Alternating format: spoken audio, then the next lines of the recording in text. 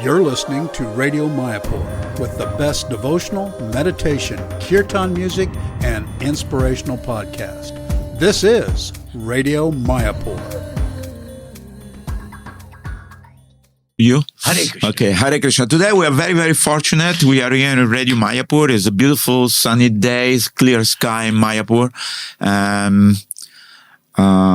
It reminds me a lot of the spring in Italy because it's a little cold in the morning, but then it gets warm during the day. Today we are very, very fortunate to have with us one of the senior disciples of Srila Prabhupada, His Grace Ramesvara Prabhu, and he was born in Brooklyn in 1951.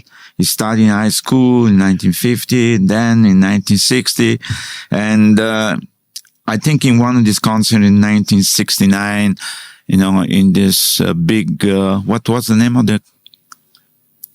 I went to rock concerts during my 2-year phase. That was the biggest concert. As a hippie. Yes, as a hippie was, what was the name of the concert? Woodstock. Woodstock, yes. That's what ended my hippie life, going to that festival. Right. And realizing there has to be a natural yogic way to achieve what everyone at this festival is trying to achieve through LSD and drugs. Right. So, but tell us a little bit about your previous, as your family, when you grew up in Brooklyn, about your father, mother, your brother, sister, a little bit about your family, where you... My father fought in World War II. Okay. And my grandparents emigrated to America in the early 1900s to escape pogroms. From where? On my father's side, from Russia, there were terrible pogroms. That's tax on people who are Jewish. Right. And on my mother's side, there were some pogroms going on in the city of Warsaw, Poland. So they both, all four of them ended up coming to America around 1908, 1910. And my father fought in World War II. My grandparents on my mother's side tried very hard to rescue family members that were stuck in Europe. And the U.S. government would not give visas.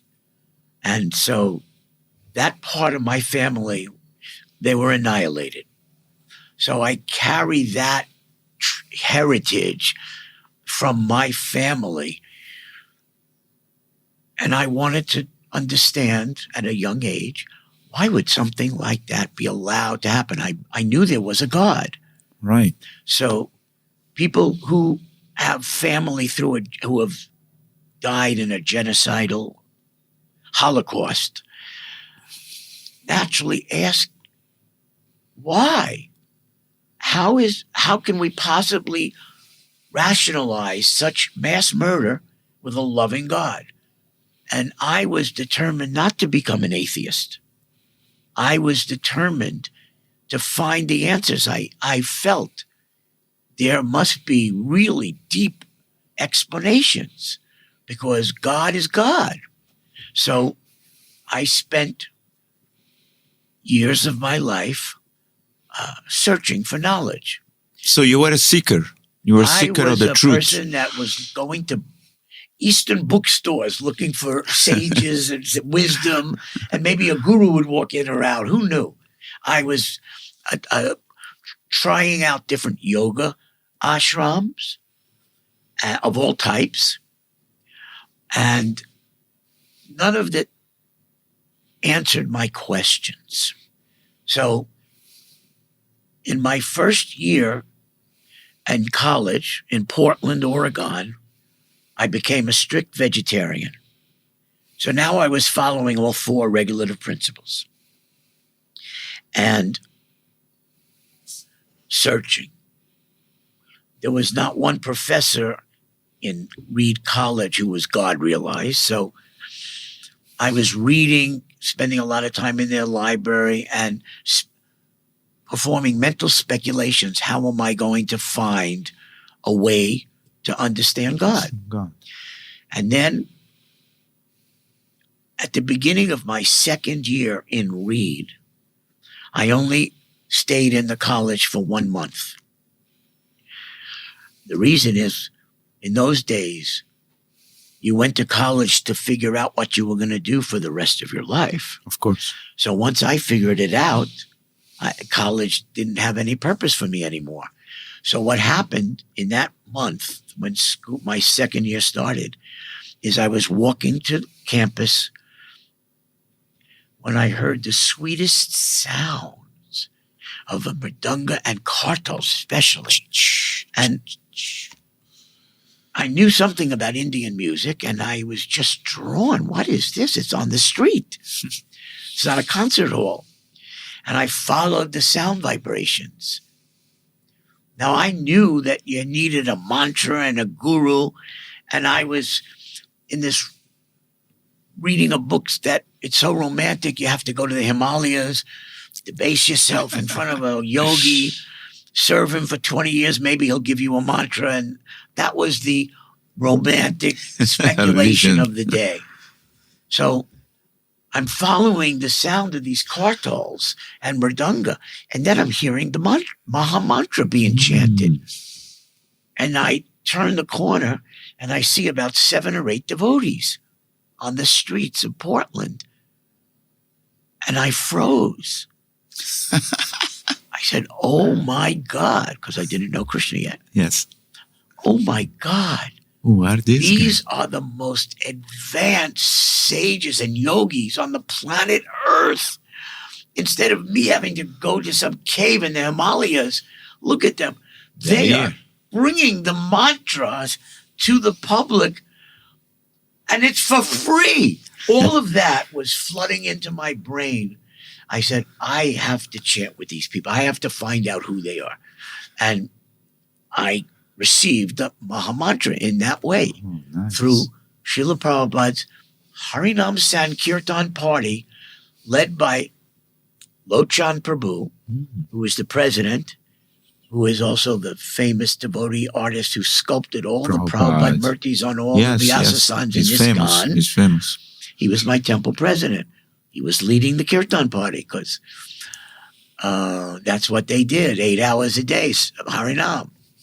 So every day, walking to school, I was praying, please let me hear the sound of the kartals so I can find where they are. Because there was no internet. There was no way for them to post where they were going to be. And I would say 3 days a week, I would actually find them. Wow. And on those days, that meant I wouldn't go to class. You would follow them. I would chant with them. Oh, nice. And after a month, and in between the kirtan stops and someone's talking to the public, I'm listening. And Lochan was also preaching to me privately. And I knew this is my future. This is it. I was ready to live in a cave. I was certainly living in ashrams the prior summers. I am ready to live with them. I'll shave my head. I'll do whatever it takes because this is the answer. This is the place I can get all my answers. So one day, Lochan saw I was like in great distress facially. He could tell. He went up to me. He left the kirtan and said, what's wrong? And I said, Lochan, I really want to take this lifestyle. I want to do this. But I think it will crush and hurt my parents so badly. I'm the firstborn. And the idea of leaving for yoga ashram, but this is more than that. This is a whole lifestyle. The whole culture is so different. It'll crush them. And I'm hesitant. I don't want to cause that pain to my family. And Lochan was very compassionate on me. And he explained to me that Prabhupada has written, and Krishna says, that if you can become a pure devotee, then so many generations of your family will be liberated because you're a lover of God. And that's what God does in reciprocation with the devotees who are pure. And when he said that to me, I felt Krishna was speaking to me in my heart. I had felt God speaking to me on 2 or 3 other occasions throughout my life. And this time I felt God was speaking to me from within, telling me what he just said is the absolute truth. You do this and your family will be saved. And I just, at that moment, between what he said and what I was hearing inside, I felt completely free. I felt liberated. I knew I could do this now. So I was so emotional that I fell down on the sidewalk, holding his feet like a full dandavats. And I was crying like a baby. And in between my sobs, all I kept saying was, "You've saved me. You've saved me." So then, when I was able to compose myself, and that they're all the kirtan devotees, they knew me. They're looking at this scene. And I stood up and I said, "Thank you very much." I turned and ran as fast as I could. So they must have been thinking, this guy's insane. He just ran away after he just went through that. I was running to we had rented a house. It was a yoga house. And I was all Reed students practicing yoga. And I was the leader of that house. And so I run to the house and I start packing whatever little belongings I owned in the world. And my friends in the house, "What are you doing?" I said, "I'm leaving. You take over the house." I carried all my records and books and whatever to the Reed College campus, set up a picnic table, and sold all my possessions, whatever I owned. And that night, around 8 o'clock, I was finished. I got some money, and I found the temple. I'd never been to the temple until that night. So I'm knocking on the door. Now, they don't normally get guests at 8 or 8:30 at night. Lochan opens the door and says, "Robert," that was my name, "what are you doing?" And I said, "I came to beg you to let me live with you. I want to move in if you'll allow it. And I have some money that I would like to give to you." It paid for the next 4 or 5 months' rent. Yes. And he allowed me to come in. So that is how I actually joined ISKCON.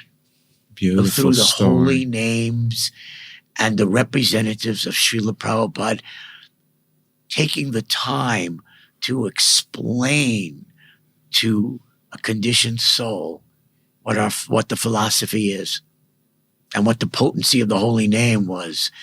And I had felt it so. Amazing. But what was the reaction of your parents? I mean, your father and mother, when they came to know that my parents' friends, like many people who had been going through this, thought and told my father, "We think you should cut him off. Disown him. At the very least, take his name out of your will." And my father said, "I can't do that. He's my son. I will never close the door to him." Beautiful. So that's how my parents withstood the social pressure of a Jewish boy becoming a Hindu boy. Hare Krishna. Well, they didn't know it was Hare Krishna yet, so they called it Hindu. But eventually they came and visit you in the temple and they met some other devotee. Yes. Well,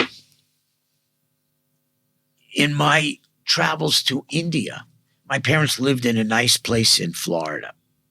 And I would fly back to America through New York. And often I was carrying some respiratory ailment or something that I picked up. I would fly down to Florida and spend 2 or 3 days recuperating. I'm their son. They welcomed me. I got to Nice. preach to them. Nice. And then I would fly back to New Dorka. And when we bought the 55th Street, skyscraper probably Beautiful. called it,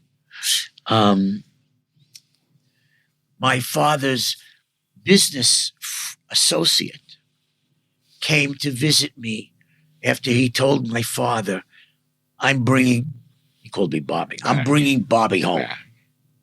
I'm fully initiated. This is 1976, which meant I was sannyas, which Prabhupada gave me in the beginning of 76.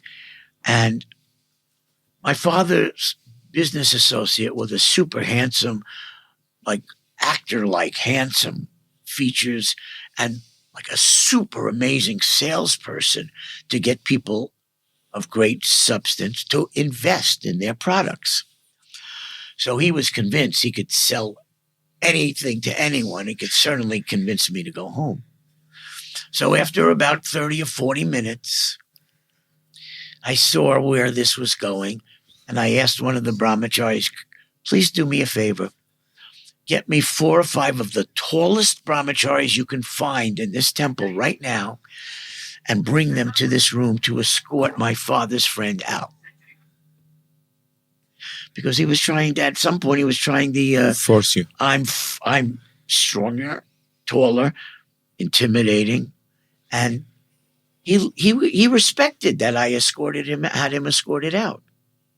And the reason I know that is 2 years later, my parents and this man, Richard, and his young wife flew out to LA to visit me in New Dorka. Nice. To go through the Bhagavad Gita diorama museum, Beautiful. to see the deities, to honor prasadam. My father he gave a nice donation of about $5,000 just after we went through that Gita museum. Beautiful. Then I took them out to the Pyramid House, which was run by Nishringananda Prabhu at the time. Yes. Well, he still runs it. And at this point, both families are so respectful. They couldn't believe how great that museum was. And they realized this is a true, ancient, deep spiritual tradition.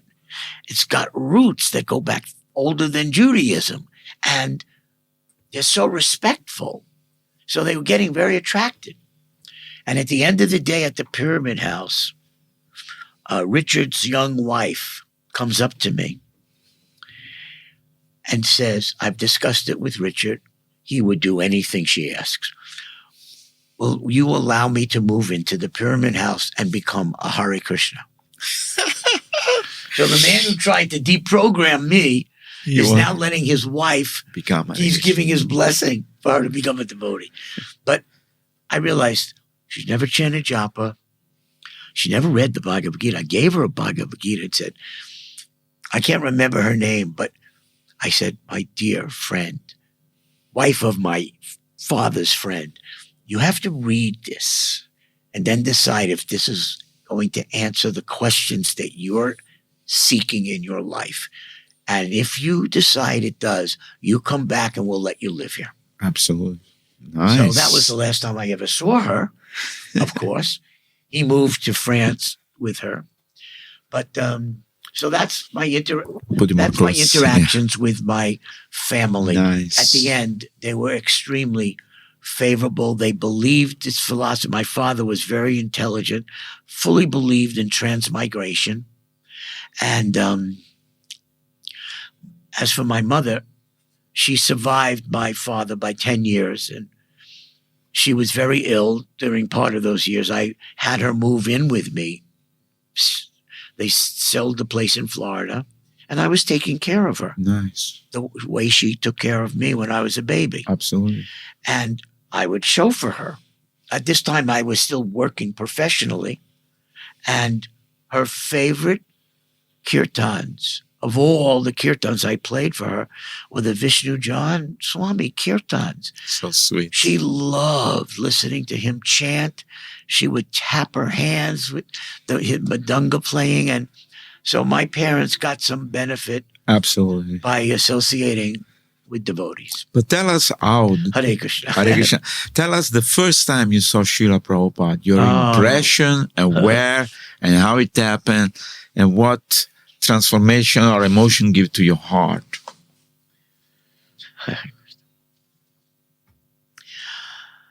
There's a tiny background to this. Sure.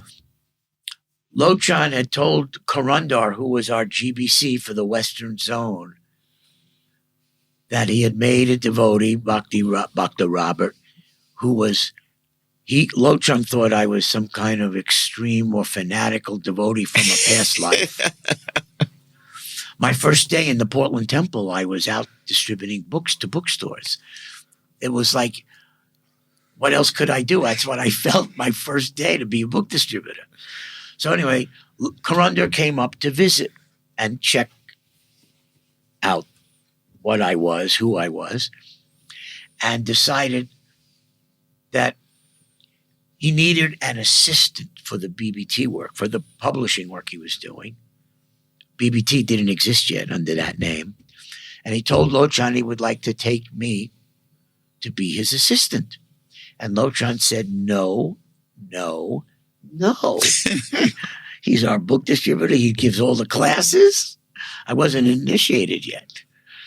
And so they came to an understanding, an agreement that next June, 71, Srila Prabhupada was going to be flying to San Francisco for the famous San Francisco Rath Yatra in Golden Gate Park. Right.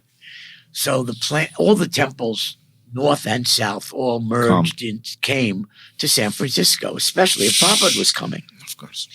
So the plan was I would drive down with my yatra, and at the end of the festival, I would leave for LA with Karundar.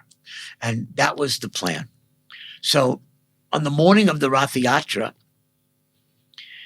Prabhupada was first arriving in time for the parade. And on the morning of the Rath Yatra, Karundar and his brother, who was the president of San Francisco Temple, Keshava, they had assigned me to set up the prasadam distribution at Golden Gate Park. So they dropped me off at around 7:30 with 3 picnic tables and one other devotee, and we were setting everything up. And the nature of that park, when they see a sign that says free feast, naturally people just start coming over. And so we were serving out the prasadam and never had a chance to even see the Rath Yatra procession, which Prabhupada was sitting on the cart. So I'd never seen Prabhupada yet. So there's a 2-hour parade, and they come to the stage, and Vishnu Jan is leading the kirtan, and then alternating with Sukadev. And between these two voices, these were like celestial voices. More than that, they were like Gandharvas. they were transcendental sound vibrations were coming through their voices. And it was the most ecstatic kirtan. There were 10,000 people at least in Golden Gate Park jumping and dancing. And Prabhupada was so happy to see this. And he gave a talk and everything. So finally, it's maybe 1 or 2 in the afternoon, Srila Prabhupada says, please bring me a plate of prasadam. So one of the devotees runs to these picnic tables. And I made up a paper plate. No one had thought to bring out Prabhupada's plate. So on this paper plate, I put the cold, nice, delicious potato salad, the nice, delicious chipped rice, a spoon of halwa, and a Dixie cup of lemonade. And I said, this is what we're distributing. And I gave a plastic spoon. So the devotee brings it back to the stage.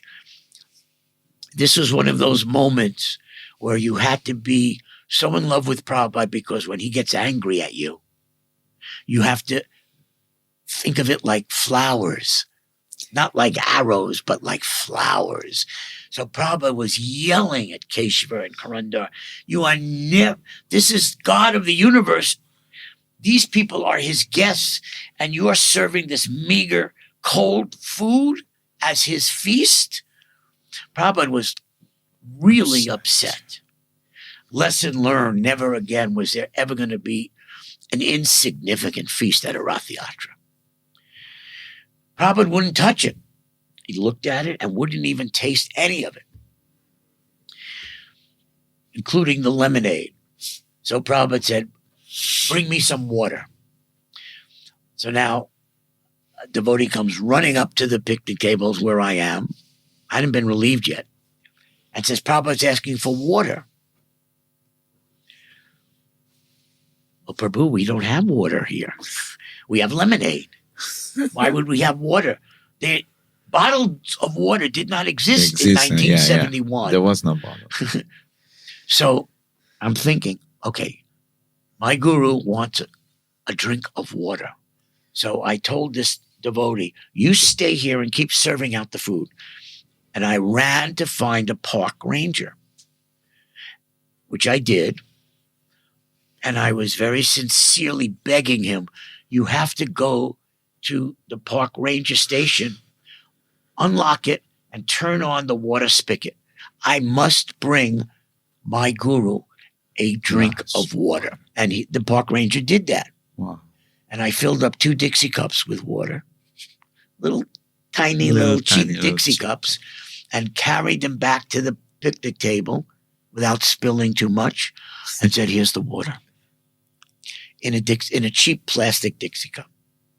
So that was how I was serving prasadam to Prabhupada. Little did I know. Yeah. So finally, after this, the kirtan starts again, and Karanda realizes, I'm bringing this boy back to LA to be my assistant, and I've left him at this table since 7 a.m. He's never seen Prabhupada yet. So Karanda walks over with another devotee and finally brings my relief and tells me, go find your way through this crowd, find a spot where you can see Prabhupada. So that was how, but that's the background setting of my first seeing Prabhupada vision in person of Srila Prabhupada. And what I felt, you have heard from other devotees, I am sure. Prabhupada had so many spiritual abilities. He's not, his body is a spiritual body. It's not like a mundane human body with a realized soul inside. Everything about Prabhupada was surcharged with spiritual energies and potencies.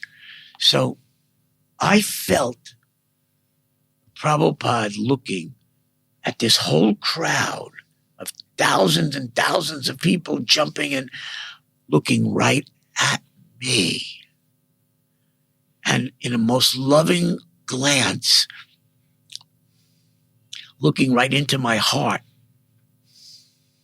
And I felt through his glance, he was accepting me. I had so much faith. And this all happened through his glance, this perception that I'm the only one he's looking at. Now, obviously, Krishna does that many times, but Prabhupada can do that as well. And feeling his glance of love, but then I burst into tears and was crying. I didn't fall down this time, but I was crying like a baby, chanting the Hare Krishna Mahamantra, thanking God for Prabhupada.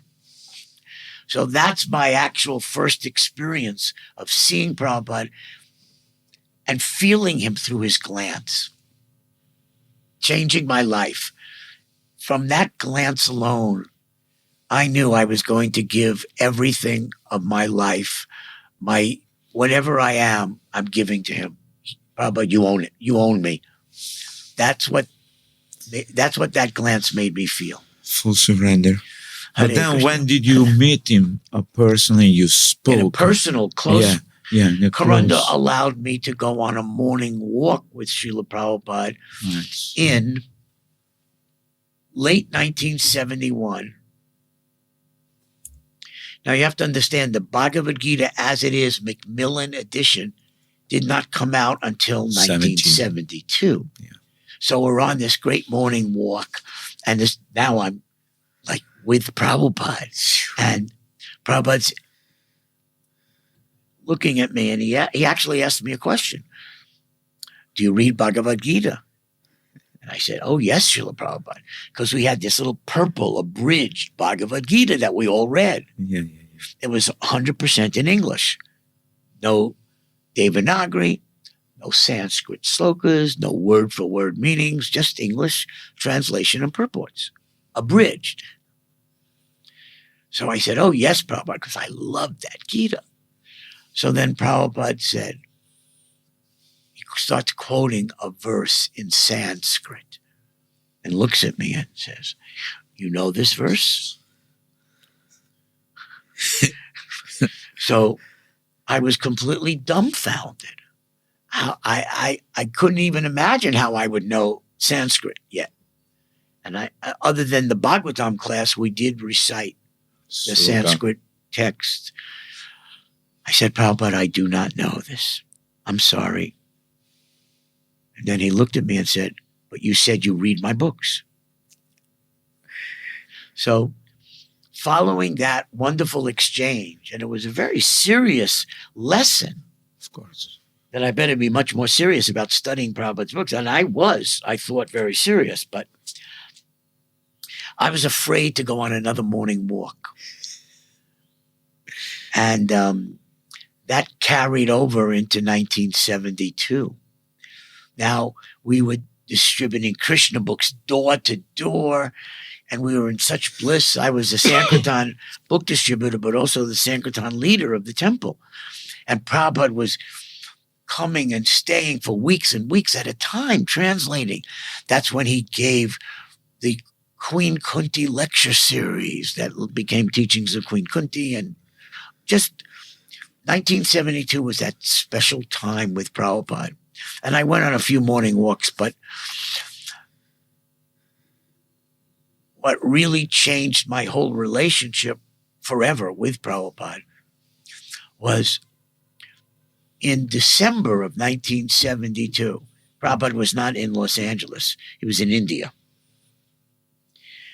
And we had this idea that this door-to-door, even if you are the strongest, fastest book distributor, how many doors can you get to in one day?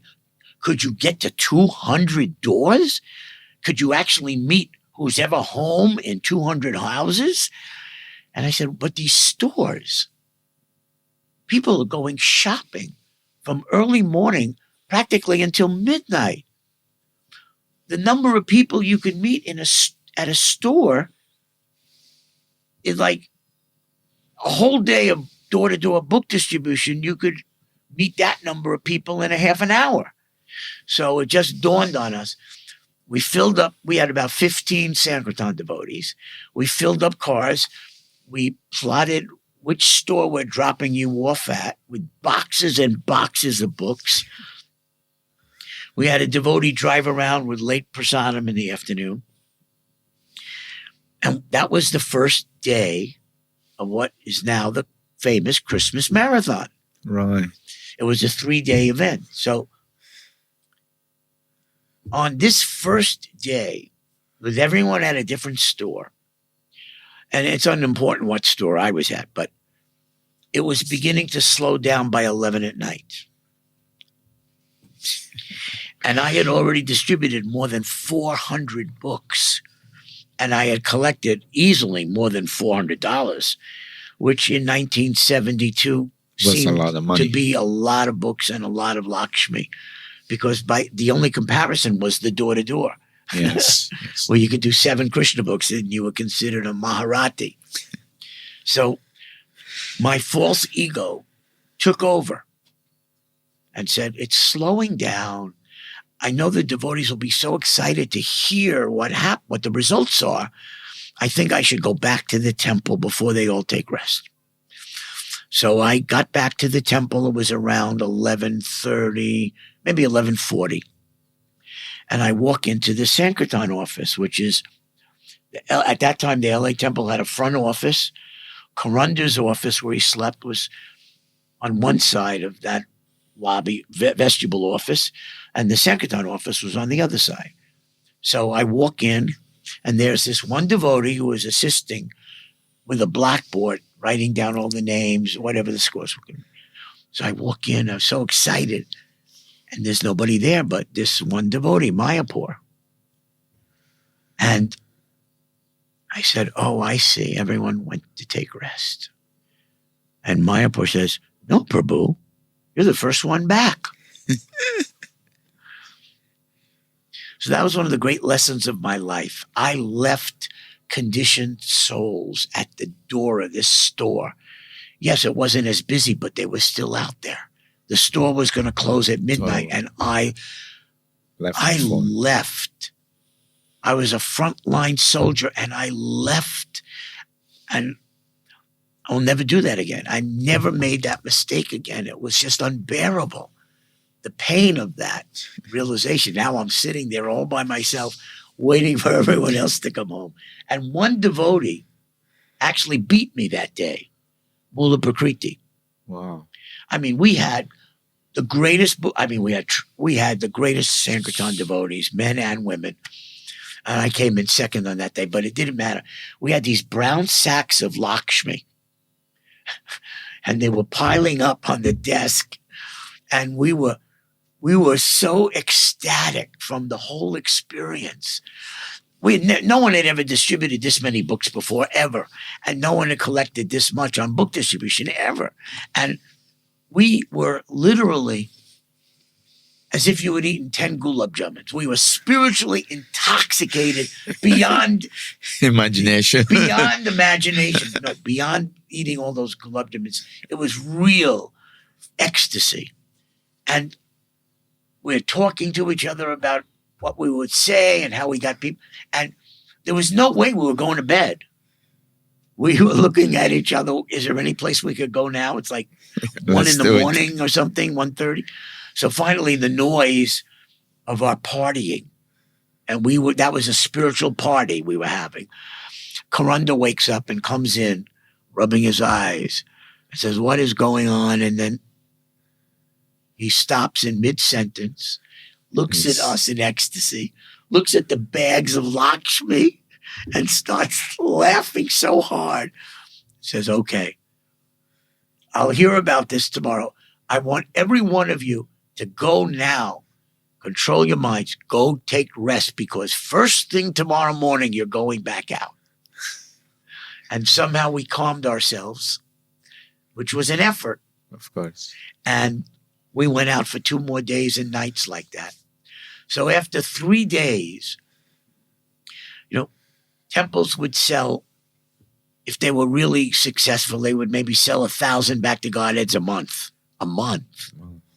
And the door-to-door Krishna books, if they sold 10 and 15 a day, and they went out for 25 days, this group of 15 devotees sold approximately 18,000 literatures in 3 days. It was unheard of. It was the beginning of mass book distribution in ISKCON. That was it. That's where it started. So at the end of the marathon, I wrote my first letter to Srila Prabhupada. I described what we had done, how the devotees all went, and how they're so sincere and sold so many books. Amazing. And I ended by saying, "Prabhupada, we want to do this for the rest of our lives. We hope you allow us to." We were too happy. And Prabhupada was also happy. Well, Prabhupada got that letter and had never heard such scores Of course. ever. In fact, the only time Prabhupada ever sent out telegrams when he considered to be like very, very urgent. And he started sending out telegrams to the GBCs who were located around the globe, telling them what had just happened. And then Prabhupada wrote to me my first letter. And it was all about book distribution. And my now relationship with Prabhupada through book distribution was now the spiritual connection, unbreakable connection. That's how I felt. Amazing. Wonderful times in the time of book distribution. So that was at the end of 1972. And all through 1973, our Sankirtan party was so creative. We were inventing new places to go to distribute. We had never been to rock concerts with our books before. And Tripurari said, I'm going to try going to the airport, thinking I can distribute not just to local people. I can get Prabhupada's books to travel throughout the whole world if I'm at an international airport. And so Tripurari and I were like as close family brothers as you can imagine. And in each of our ways, we were leading the Sankirtan army that had developed in New Dwarka.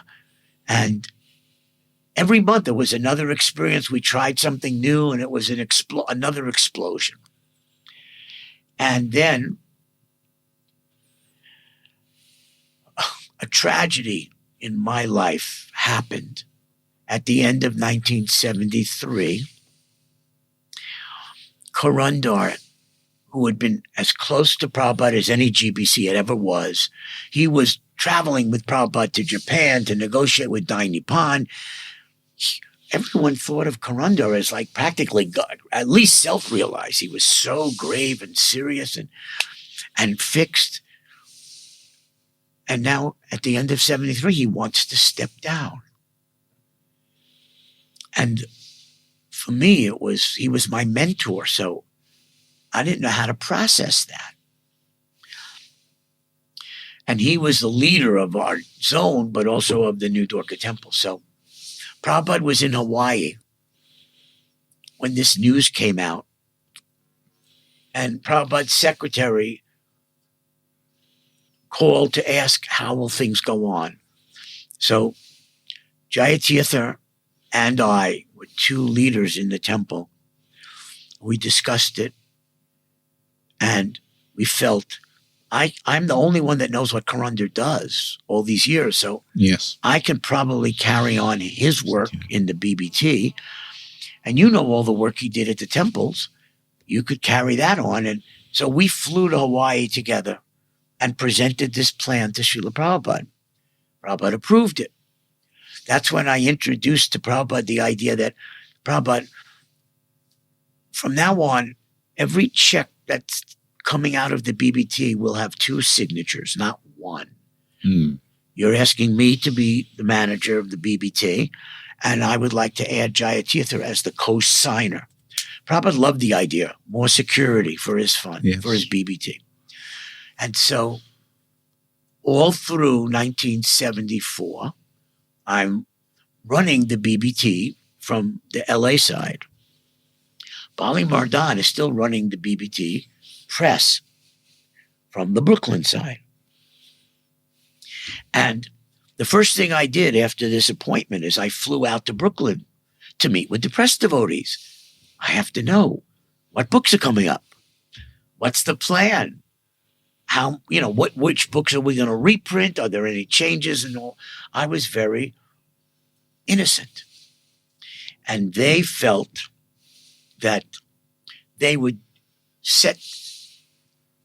provide instructions to me or set the goals for me, which was fine as far as I was concerned. So they had told me, we've been working on two projects. We have a new artist. He's redone all the cover page of every chapter line drawings for the teachings of Lord Chaitanya. He's made beautiful line drawings. We want you to take them back and show them to Prabhupada, one for each chapter. And then they said, we feel that the original Krishna book art marathon of 1969, while it was so successful, some of the first third of the paintings, they're very innocent, almost childlike. Yes. But they're pure, but they're innocent. And our technique has gotten so much better. This is 1973. No, it's 1974. Sorry. So they said, we would like to take out some of the innocent, childlike art and replace it with this. And they gave me a whole stack to take back to Srila Prabhupada to show him.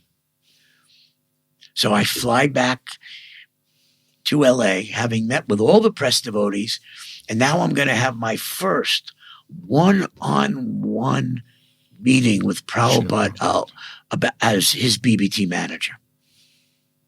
I was the BBT secretary in the trust document, but now I'm the manager. And I started off by showing Prabhupada all the line drawings for the TLC, Teachings of Lord Chaitanya. Prabhupada's memory was so flawless. He knew every line drawing without saying, get me a Teachings of Lord Chaitanya so we could compare. He knew every word in his books. There is a great myth that sometimes Prabhupada didn't know if the editors would add something or change something. Prabhupada knew every single word in his books, and he knew every single drawing or painting in his books. They were his books. And to Prabhupada, they were deities. He knew everything.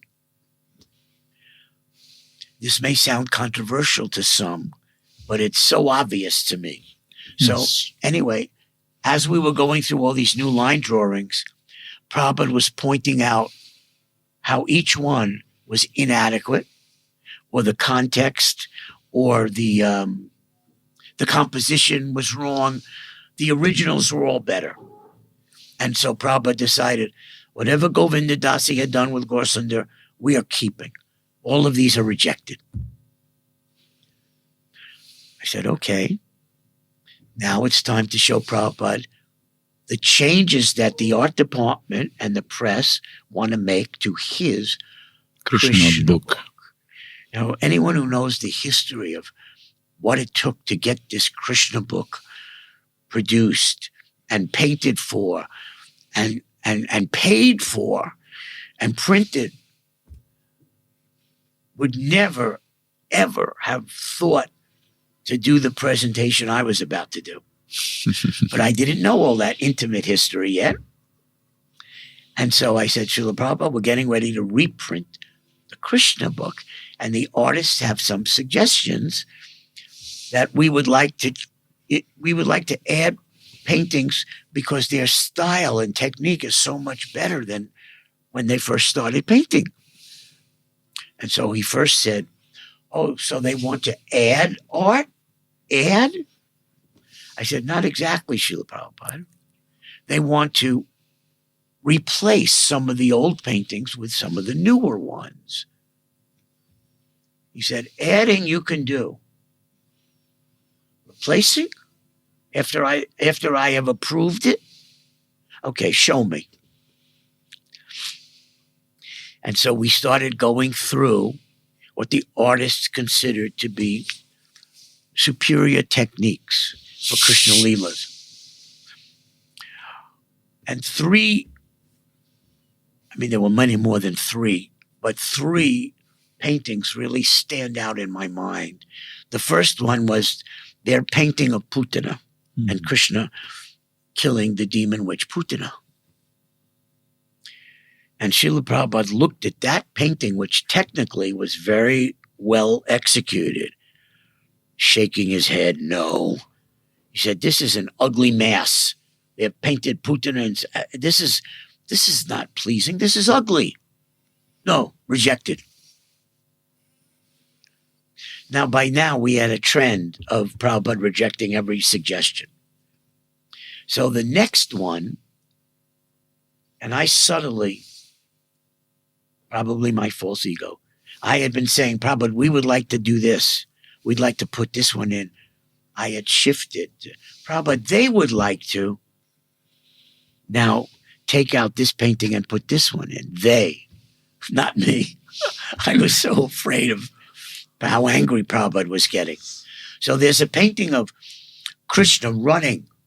His hair is flowing and wild, and there's near rocks and so on. It had been actually printed in one of the earliest third canto volumes. And Prabhupada looked at that painting and said, this is wild. This the way this looks, the way they've shown Krishna. It's wild. No, this is not an improvement. Rejected. And now we came to the final painting that they wanted to insert. No one's ever seen the one that they wanted to insert, especially after what happened with Prabhupada. I said, Srila Prabhupada, they want to take out the Ras Leela painting, which is a 2-page painting, yes, and put in a new Ras Leela, which they feel is better. Now, this original Ras Leela painting hangs on Srila Prabhupada's bedroom wall. Now, it's on the wall, then there's his bed, then there's this big doorway without a door, big opening, and then there's his sitting desk where he translates. So you have to picture this. As Prabhupada is taking rest, the last thing he sees with his eyes is that Ras Leela painting. When Prabhupada rises, the first thing he sees with these eyes is that Ras Leela painting.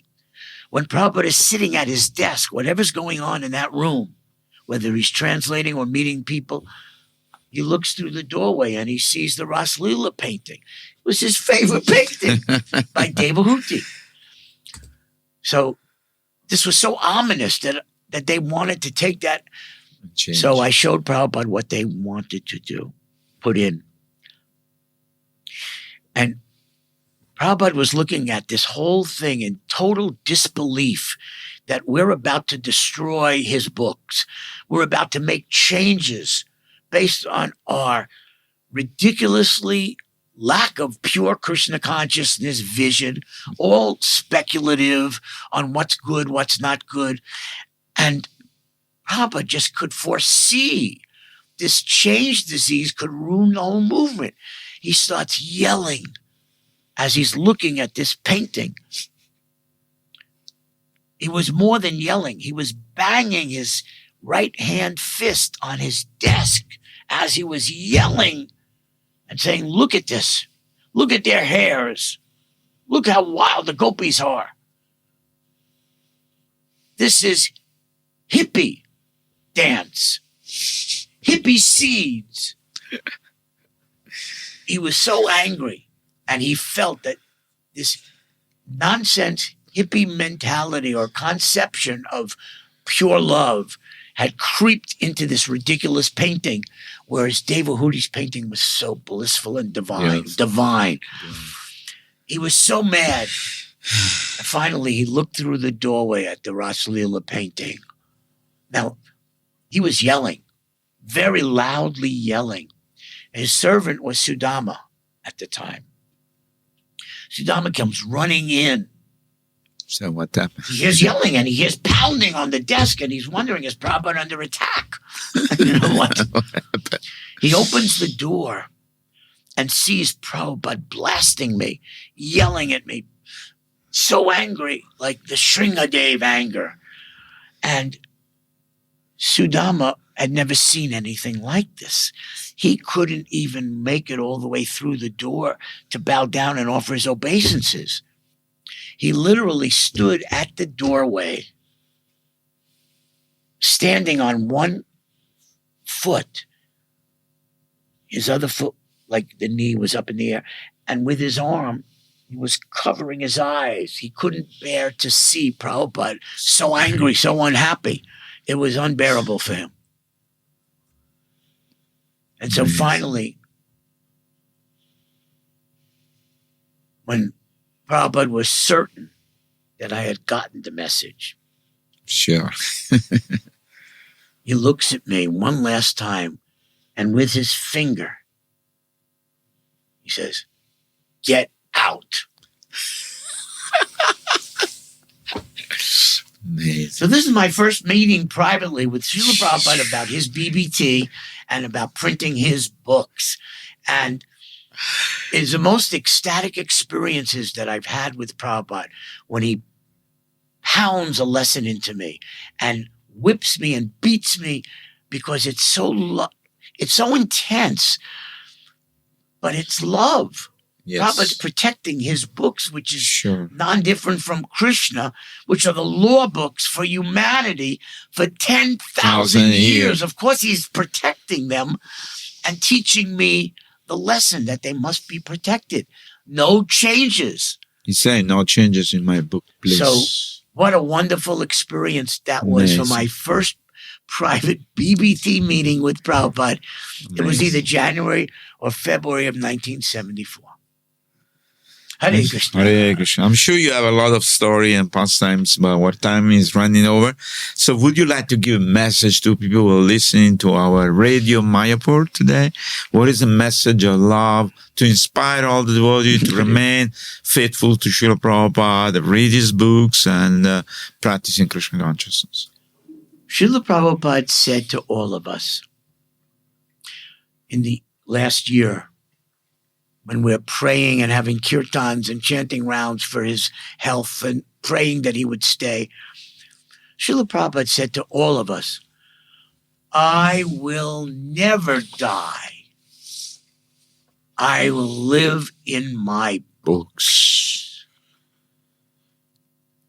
So it is our duty to read every day. What that meant is that whatever generation you are of, you have direct association with Srila Prabhupada, who is living in his books.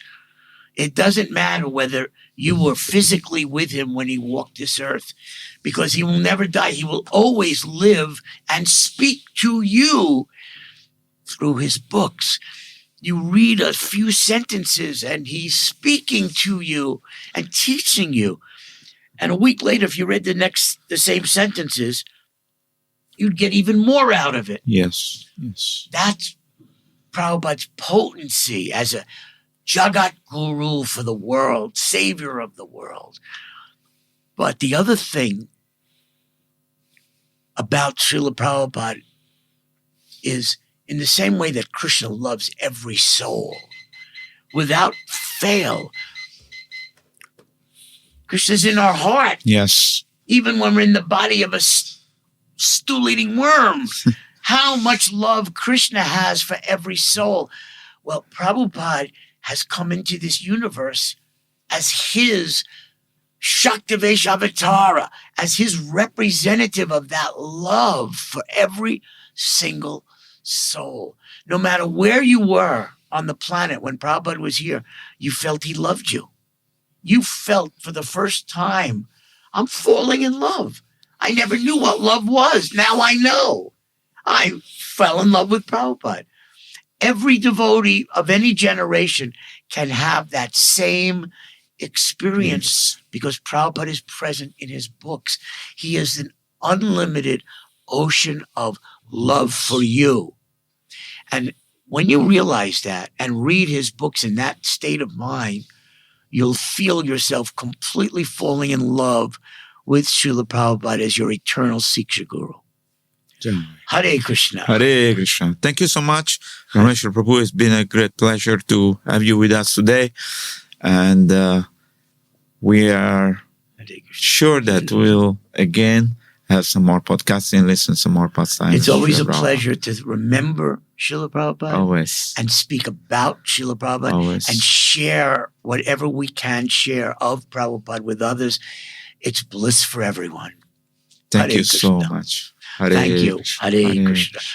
Let us chant Hare Krishna, Hare Krishna, Krishna Krishna, Hare Hare, Hare Rama, Hare Rama, Rama Rama, Hare Hare. Srila Prabhupada ki jai. Jai. Ananta Koti Vaishnava Vrinda ki jai. Jai.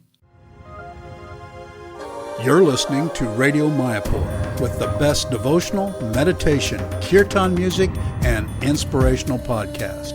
This is Radio Mayapur.